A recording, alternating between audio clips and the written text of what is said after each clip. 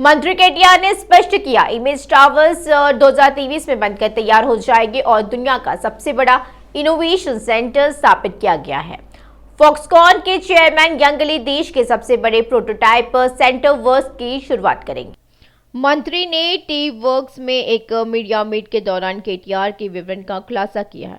उन्होंने कहा है कि टी वर्क में लाखों स्टार्टअप काम करेंगे और इससे ग्रामीण क्षेत्रों के उत्साही युवाओं को मदद मिलेगी। उन्होंने स्पष्ट किया, जागरूकता पैदा करने के लिए स्कूली छात्रों को भी टी वर्क्स में लाया जाएगा। उन्होंने स्पष्ट किया, जिले में स्थापित आईटी हब में सैटेलाइट केंद्र स्थापित किए जाएंगे तथा जिले में आईटी टीम ग्रामीण क्षेत्रों में नवप्रवर्तकों का मार्गदर्शन करेगी। उन्होंने कहा, प्रतिभा किसी की नहीं होती और स्कूल इनोवेशन चैलेंज 4 साल से चल रहा है। मंत्री केटीआर ने खुलासा किया है कि वह किसी भी उद्यमी युवा का समर्थन करेंगे जो नवीन विचारों के साथ आगे आएंगे। राज्य मंत्री सबिता इंद्रा रेड्डी ने कहा, ऐसी स्थिति है महिलाएं किचन में जाने से डरती है। उन्होंने कहा, 8.5 साल में गैस के दाम 74 रुपए बढ़ाने का श्रेय मोदी को मिला है। मंत्री सबिता इंद्रा रेड्डी ने कहा, वे दिन निकट है जब महिलाएं केंद्र के लिए सर्वश्रेष्ठ गीत गाएगी। महिलाओं ने भाजपा के खिलाफ एकजुट होने का आह्वान किया है। आगामी महिला दिवस की पृष्ठभूमि में मोदी ने एक सिलेंडर की कीमत में 50 रुपए की वृद्धि की और उसे उपहार के रूप में दिया है। मंत्री सबिता ने कहा, बीजेपी लोगों की जेब खाली करने वाली पार्टी है। उन्होंने आलोचना की, कीमतें बढ़ाना लोगों को डुबोने की भाजपा की नीति बन गई है। उन्होंने आरोप लगाया, अदानी की संपत्तियां घट रही है और अब मोदी की नीतियां कीमतें बढ़ाने और लोगों की संपत्तियों को घटाने की है। मंत्री सबिता ने पूछा, मोदी के अच्छे दिन का मतलब यही है। हैदराबाद के नासिंग स्थित श्री चैतन्य कॉलेज में आत्महत्या करने वाले छात्र साध्वी की मौत के विरोध में प्रदर्शन किया गया और इसी क्रम में पुलिस व छात्र संघों के नेताओं के बीच तीखी नोकझोंक का हाथापाई हुई है। हैदराबाद के नामपल्ली में एसएफआई द्वारा इंटर बोर्ड कार्यालय का घेराव के दौरान तनाव बढ़ गया। एसएफआई नेताओं ने इंटर बोर्ड के समक्ष साध्वी की मौत की व्यापक जांच की मांग की है। कार्यालय में घुसने की कोशिश करने वाले नेताओं को पुलिस ने रोक लिया और पुलिस स्टेशन लेकर गई। छात्र संघों और विभिन्न दलों के नेताओं ने शादनगर कस्बे में रास्ता रोका। आरोप है, कॉलेज प्रबंधन के दबाव में आकर छात्र ने आत्महत्या की है। तनावपूर्ण स्थिति के बीच पुलिस ने आंदोलनकारियों को हिरासत में ले लिया है। राज्य योजना आयोग के उपाध्यक्ष बोयिनपल्ली विनोद कुमार ने एक बार फिर केंद्र सरकार द्वारा सिलेंडर की कीमतों में की गई बढ़ोतरी पर चिंता जताई है और उन्होंने केंद्र सरकार से बढ़ी हुई गैस सिलेंडर की कीमतों को तत्काल कम करने की मांग की है। विनोद कुमार ने गैस सिलेंडर के दाम बढ़ाकर आम लोगों को परेशान करने के केंद्र पर जमकर बरसे। मोदी पर ऐसे समय में भारत में गैस सिलेंडर की कीमतें अनैतिक रूप से बढ़ाने का आरोप लगाया जब अंतर्राष्ट्रीय स्तर पर कच्चे तेल की कीमतें गिर रही है। विनोद कुमार ने रोष प्रकट करते हुए कहा, प्रधानमंत्री मोदी ने एक बार फिर महिलाओं पर आर्थिक बोझ डालते हुए सिलेंडर के दाम बढ़ा दिए और ये बेहद दुखद है। सोमाजिगुड़ा प्रेस क्लब में तेलंगाना जर्नलिस्ट यूनियन डायरी का विमोचन समारोह भव्य तरीके से आयोजित किया गया और उन्होंने राज्य सरकार को राज्य में पत्रकारों की समस्या और कठिनाइयों को समझने की आवाज उठाई है। कार्यक्रम में मुख्य अतिथि के रूप में भाजपा विधायक रघुनंदन राव ने शिरकत की और टीजेयू डायरी का विमोचन किया है। इस मौके पर भाजपा विधायक रघुनंदन राव ने कहा, पत्रकारिता सच्चा व सम्मानीय पेशा है। सच्ची पत्रकारिता सरकार की गलतियां बताना है। पत्रकारों को समाज में विपक्ष की भूमिका निभानी चाहिए।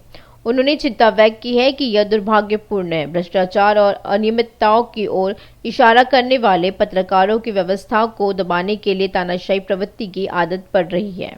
रघुनंदन ने कहा, पत्रकारों को डरा धमकाकर उनका गला घोटना पीड़ादायक है। पत्रकारों की कलम सरकार की गलतियां नहीं लिखती है तो भ्रष्ट समाज की स्थापना होगी।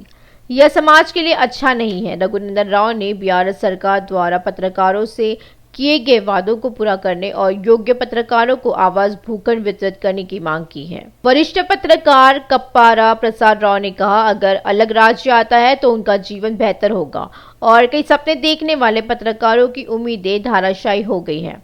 उन्होंने चिंता जताई, झूठे वादों और झूठ के साथ सत्ता में आई बिहार सरकार को पत्रकारों की कोई परवाह नहीं है। उन्होंने कहा, चुनाव के दौरान पत्रकारों से कई अधूरे वादे किए गए।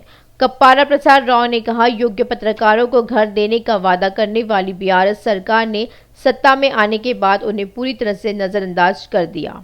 वरिष्ठ पत्रकार श्रीनिवास ने कहा, तेलंगाना पत्रकार संघ ने स्वराष्ट्र आंदोलन में महत्वपूर्ण भूमिका निभाई है। श्रीनिवास शोयाबुल्ला खान को एक उदाहरण के रूप में लेना चाहते हैं, जिन्होंने निजाम काल के दौरान लोगों की समस्याओं को प्रकाश में लाया है। सरकारी सत्ताधारियों को पत्रकारों के हित में खड़ा होना चाहिए। सरकारी सवालों की आवाज बनने पत्रकारों पर शारीरिक हमले को जघन्य कृत्य बताया जा रहा है। भाजपा प्रदेश अध्यक्ष बंडी संजय ने कहा, तेलंगाना में अगला चुनाव जीतना लक्ष्य है। बीजेपी अकेले चुनाव लड़ेगी। बंडी संजय ने भाजपा कार्यालय में आयोजित महिला मोर्चा प्रदेश कार्यकारिणी की बैठक में भाग लिया है। आरोप है, तेलंगाना में महिलाओं के खिलाफ अन्याय और दुष्कर्म की घटनाएं घट रही है। अगर बीजेपी राज्य में सत्ता में आती है तो हम महिलाओं से दुष्कर्म करने वालों का अंत देखेंगे। खुलासा हुआ है, अगर महिलाओं के साथ दुष्कर्म होता है तो उन पर बुलडोजर से हमला किया जाएगा और बलात्कारियों के घरों को बुलडोजर से तोड़ दिया जाएगा। बुरा नजरिया गौड़ ने सुझाव दिया, सभी मुसलमानों को मुख्यमंत्री केसीआर से सावधान रहना चाहिए। उन्होंने सीएम की आलोचना करते हुए कहा, वह एक बिरयानी देते हैं और जिंदगी भर उसका इस्तेमाल करते हैं। उन्होंने सभी मुसलमानों से इस मामले में एक बार फिर सोचने की अपील की है। बुरा नरसिया गौड़ ने कहा, हमें सोचना चाहिए इस साल के बजट में मुसलमानों के लिए कितना आवंटित किया गया है। कहा जाता है वह रमजान में आते हैं और टोपी पहनते हैं। इस दौरान वह मुसलमानों को टोपी पहनाते हैं। वह मुर्गे के 2 पीस देकर मुसलमानों को लूटते हैं। उन्होंने कहा, केसीआर परिवार की पार्टी है, उनकी मानसिकता है परिवार अच्छा होना चाहिए। बुरा नरसिया गौड़ ने केसीआर पर भ्रष्ट परिवार होने का आरोप लगाया है। बीसी संगम राष्ट्रीय अध्यक्ष और कृष्णैया ने नासिंग स्थित श्री चैतन्य कॉलेज में आत्महत्या करने वाले इंटर के छात्र साध्वी की मौत के कारण बने कॉलेज प्रबंधन के खिलाफ सख्त कार्रवाई की जानी चाहिए। सरकार को श्री चैतन्य कॉलेज के प्रबंधन को मुआवजा देने की जिम्मेदारी लेनी चाहिए, जिसने बहुत उज्जवल भविष्य वाले एक छात्र की आत्महत्या का कारण बना। श्री चैतन्य और नारायण जैसे कॉर्पोरेट शिक्षण संस्थानों पर रैंक की उम्मीद में दिन दहाड़े छात्रों को प्रताड़ित करने का आरोप है और उन्होंने कहा, सरकार भले यह जानती है हजारों फीस वसूलने वाले कॉर्पोरेट शिक्षण संस्थानों में सभी छात्रों को रैंक नहीं मिल पाता है, लेकिन वे कोई कार्रवाई नहीं कर रहे हैं। उन्होंने मांग की राज्य सरकार फीस नियंत्रण कानून लगाए।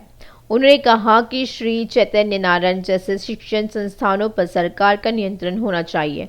उन्होंने सरकार से शैक्षणिक संस्थान के नाम से एकल शाखा चलाने के लिए कदम उठाने को कहा है। बीजेपी के राज्य मामलों की प्रभारी तरुण चुंग ने दलितों, ओबीसी और छात्रों से नफरत करने के लिए मुख्यमंत्री केसीआर के परिवार की आलोचना की है। उन्होंने वरंगल की मेडिको छात्रा प्रीति के परिवार के प्रति अपनी गहरी संवेदना व्यक्त की और ये कहा कि प्रीति ने आत्महत्या कर ली क्योंकि वह अपने वरिष्ठों के उत्पीड़न को सहन नहीं कर सकती। एक मेडिको छात्रा के आत्महत्या के प्रयास से पता चलता है तेलंगाना में छात्रों और महिलाओं के लिए कोई सुरक्षा नहीं है और इस तरह की घटनाएं तेलंगाना के समाज में दहशत पैदा कर रही है। उन्होंने आलोचना की, तेलंगाना का हर वर्ग केसीआर के शासन से थक गया है और केसीआर की सरकार 3 साल के लिए शुल्क प्रतिपूर्ति और छात्रवृत्ति के वितरण के बारे में भूल गई है। उन्होंने कहा, इससे 18 लाख छात्रों का भविष्य प्रभावित हुआ है और अनुसूचित जाति के छात्रों के लिए आवंटित धन का 50% से भी कम खर्च किया गया है। सीनियर्स कई बार कॉलेज में रैगिंग की शिकायत कर चुके हैं, लेकिन राज्य सरकार कोई कार्रवाई नहीं कर रही है। उत्तर प्रदेश के किसान नेता हिमांशु तिवारी को बीआरएस का राष्ट्रीय महासचिव नियुक्त किया गया है और बीआरएस प्रमुख और सीएम केसीआर ने यूपी के जौनपुर से हिमांशु तिवारी को महासचिव नियुक्त करने की घोषणा की है। वाराणसी में कंप्यूटर में पीजी की पढ़ाई करने वाले 31 वर्षीय हिमांशु ने 2015 से कई किसान आंदोलनों में भाग लिया, जिसमें भूमि अधिग्रहण अधिनियम के खिलाफ आंदोलन भी शामिल है। हिमांशु तिवारी, जिन्होंने 2 साल पहले रेतु अधिनियमों के खिलाफ आंदोलनों में भाग लिया था, एसकेएम के राष्ट्रीय कार्यकारिणी के सदस्य और संयुक्त रेतु मोर्चा के सदस्य हैं। बीआरएस ने महाराष्ट्र में स्थानीय निकाय चुनाव पर ध्यान केंद्रित किया है और उस राज्य में समन्वयक नियुक्त किए गए हैं और केसीआर ने नासिक, पुणे, मुंबई, औरंगाबाद, नागपुर और अमरावती डिवीजनों के लिए समन्वयक नियुक्त किए हैं। वीरभद्र सुब्रमण्यम ने राज्य मानवाधिकार आयोग में एक ऐसे परिवार के खिलाफ कार्रवाई करने की शिकायत दर्ज कराई है जो जानबूझकर उन्हें घर छोड़ने के लिए परेशान कर रहा है। शिकायत में जीडीमेटला की सुरारम कॉलोनी में रहने वाले वीरभद्र सुब्रमण्यम के घर के बगल के रहने वाले इल्ला सुब्रमण्यम ने उनकी अनुपस्थिति के उनके परिवार के सदस्यों पर हमला कर उन्हें घायल कर। डुंडिगल पुलिस स्टेशन में शिकायत दर्ज कराने के बावजूद पुलिस ने इल्ला सुब्रमण्यम के खिलाफ कोई कार्रवाई नहीं की है। उन्होंने चिंता जताते हुए कहा, प्रताड़ना तेज हो रही है, क्या वह मेरे खिलाफ मामला दर्ज कराएंगे? उन्होंने कहा उन्हें डर है, अगर वे उस घर को नहीं छोड़ना चाहते जहां वे रह रहे हैं तो वे उन्हें मार देंगे। उन्होंने एचआरसी से उन पड़ोसियों के खिलाफ कार्रवाई करने का अनुरोध किया जो उन्हें परेशान कर रहे हैं और डुंडिगल के पुलिस अधिकारियों जो उनके साथ सहयोग नहीं कर रहे थे। हयातनगर व एलबी नगर पुलिस स्टेशन क्षेत्र से झपटमारी की वारदात में शामिल 2 आरोपियों को पुलिस ने गिरफ्तार कर लिया। डीसीपी साई श्री ने कहा, सीसीटीवी फुटेज के आधार पर आरोपियों की पहचान कर ली गई है। डीसीपी ने खुलासा किया है कि आरोपी सरूर नगर में किराए की बाइक लेकर स्नैचिंग कर रहे हैं। एलबी नगर के बडलागुड्डा स्थित श्रीनिवास नगर कॉलोनी में हुए झपटमारी में घंटों के भीतर आरोपियों की शिनाख्त हो गई। पुलिस का दावा है आरोपियों के पास से 2 बाइक और मोबाइल बरामद किया गया है। खुलासा हुआ आसानी से पैसे कमाने हेतु चाकू दिखाकर डरा धमकाकर छीना झपटी में शामिल था। छावनी विधायक सायन्ना के निधन से खाली हुए पद के लिए संघर्ष जारी है। एक सहानुभूति के कोण पर, दूसरे के अनुभव के कोण पर दूसरे के पुराने परिचितों की गिनती होगी, एक और वर्चस्व का आशीर्वाद है। इस तरह चारों का मुकाबला होता है। अगर सब कुछ प्लान के मुताबिक रहा तो छावनी के लिए उपचुनाव हुआ तो उन चारों में से किसी का टिकट मिलेगा। कौन है वो 4 देखेगा।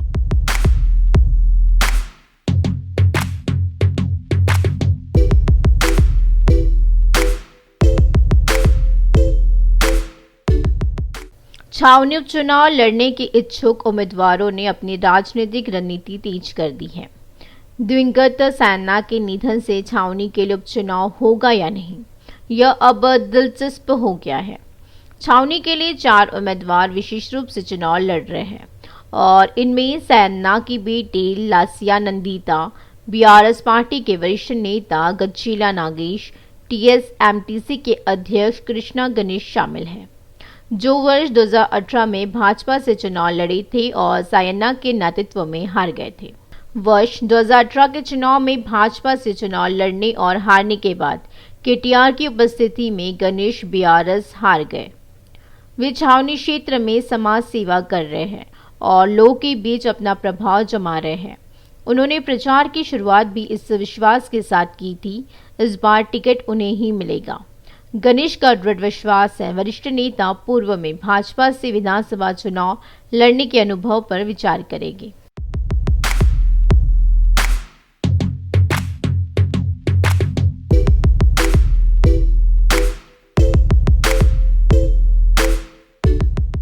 छावनी बोर्ड को पहले ही सूचना मिल चुकी है। कई बोर्ड का चुनाव लड़ने को बेताब है। वहीं छावनी से 5 बार चुनाव लड़ने वाले मौजूदा विधायक सायन्ना के निधन के कारण निर्वाचन क्षेत्र की सीट खाली हो गई थी। इसी के चलते कई नेता यहां से भी विधानसभा जाने का रुख कर रहे हैं। पार्टी नेताओं के आशीर्वाद से उनका कहना है मौका मिला तो छोड़ेंगे नहीं, लेकिन इन चारों में से एक अलग रणनीति के साथ काम कर रहा है। कुछ लोग समाज सेवा के कार्यक्रमों पर कदम उठा रहे हैं क्योंकि उनका मानना है अगर वे लोगों के बीच सत्ता हासिल करते हैं तो कुछ लोग विशुद्ध रूप से राजनीतिक तरीके से कदम उठा रहे हैं और लोगों के बीच ताकत हासिल कर रहे हैं। छावनी निर्वाचन क्षेत्र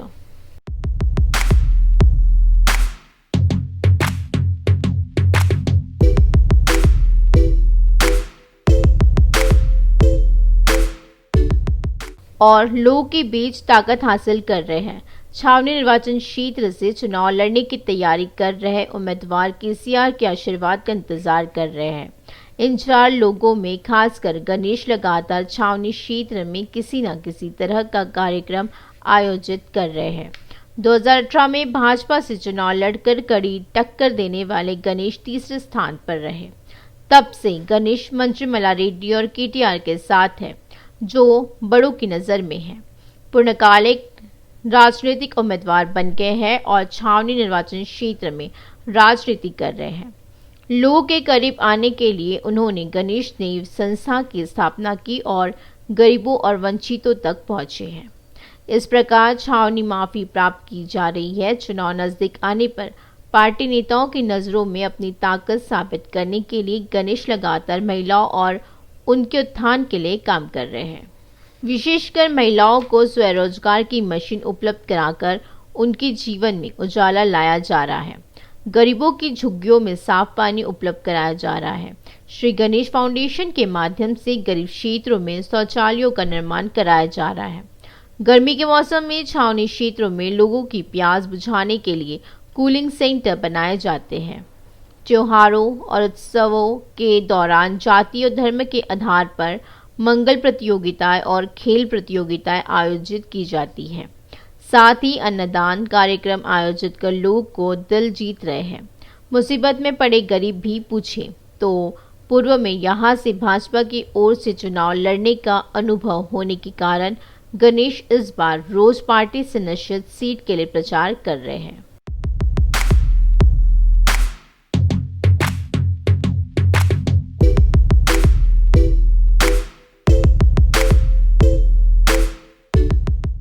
इस निर्वाचन क्षेत्र से वर्ष 2014 के चुनाव में बीआरएस से चुनाव लड़ने वाले गजेला को सायन्ना ने हराया था। भले उन्होंने वर्ष 2018 में निर्दलीय उम्मीदवार के रूप में चुनाव लड़ा था, लेकिन वह ज्यादा ताकत साबित नहीं कर सके। वहीं दूसरी ओर इसी विधानसभा क्षेत्र के स्थानीय नेता मन्नी कृष्णांग की भी इस सीट पर नजर है। टीएसएमडीसी अध्यक्ष की जिम्मेदारियों के साथ साथ उन्होंने बीआरएस की सोशल मीडिया कार्य का बारीकी से पालन किया और नेतृत्व के करीब आए। वर्ष 2018 में कांग्रेस पार्टी से टिकट की उम्मीद के बाद मन्नी कृष्णांग को निराशा हुई और उन्हें उम्मीद है टिकट बीआरएस से आएगा। सायन्ना की बेटी लासिया नंदिता सायन्ना के निधन से खाली हुई छावनी विधानसभा जाने के लिए कदम उठा रही है। वह लासिया विधानसभा क्षेत्र के लोगों के पास इस विश्वास के साथ आ रही है कि सीएम केसीआर उसके परिवार को उसके प्रति सहानुभूति के साथ टिकट देंगे। लासिया नंदिता एक साथ आने की उम्मीद कर रही है। वहीं मंत्री हरीश राव के करीबी माने जाने वाले एरोला श्रीनिवास भी कर रहे हैं। पार्टी नेताओं का आशीर्वाद उन पर है, जो छावनी का टिकट उनका है। उनके अनुयायियों का विश्वास के साथ कहना है गणेश देना चाहेगा तो सबसे आगे रहेगा। ऐसा लगता है अगर कार पार्टी से सीट सुरक्षित नहीं होती है तो गणेश भाजपा से चुनाव लड़ सकते हैं।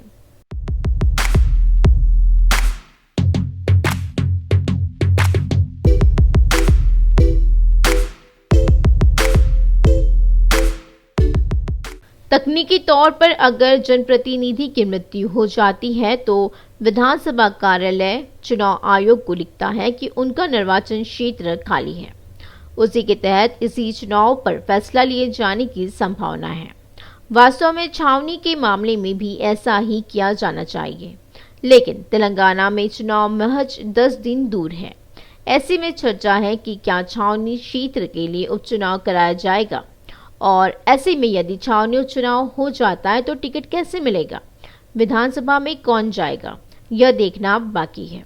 वैसे भी कितने भी कैलकुलेशन कर ले, भले लोगों को पता न हो उनकी उम्मीदें क्या है। असल बात तो यह है ईसी क्या सोचता है।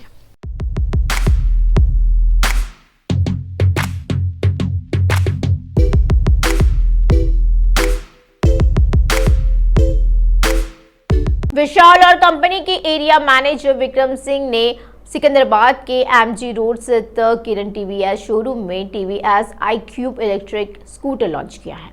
दोनों मॉडलों का औपचारिक रूप से अनावरण किया गया।